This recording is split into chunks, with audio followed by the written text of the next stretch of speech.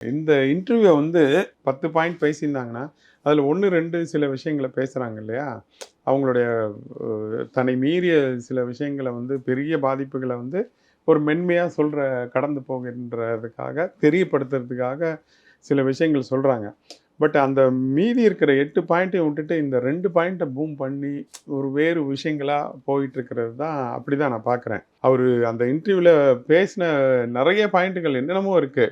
But அது எல்லாமே யாருமே கவனிக்கல. அத விட்டுட்டு இந்த தன்னுடைய இந்த எந்த பாயிண்ட் வேல்யூ இன்னைக்கு மக்களிடம் பரபரப்பா பேச தேவைப்படுகிறதோ, அந்த பாயிண்ட்ட எடுத்துட்டு பேசுறதா தான் நானு பார்க்குறேன். அந்த மாரி தான் பார்க்குறேன். பட்டு அது உண்மையும் தான். அவரு வந்து இந்த மாரி பேசக்கூடிய மனிதரே இல்ல. ஆக்சுவலி எவ்வளவோ ம். கடந்து போயிருக்காரு. எவ்வளவோ தாங்கி இருக்காரு. எவ்வளவோ தாங்கி சக்தி இப்ப அதுதான் பெரிய ஒரு ஆச்சரியமா இருக்கு. இதுவரைக்கும் ஆமா, பெரிய ஆமா. அளவுல ஒரு அவர் ஒரு கருத்து மனிதன் எந்த அளவுக்கு தான் பொறுத்துக்க முடியும்ன்றது ஒண்ணு இருக்கு இல்லையா? இப்ப அவரே பேசியிருக்காருன்னா, அது எந்த அளவுக்கு அவருக்கு பாதிப்பை ஏற்படுத்தியிருக்கும்ன்றது தான் ஒண்ணு. அப்படிதான் பார்க்கணும். இத வந்து சில பேர் இல்லன்றாங்க, சில பேருன்ட்டு அவருக்கு தான் தெரியும். அவர் கூட இருந்த நம்மளுக்கும் தான் தெரியும் என்னன்றது.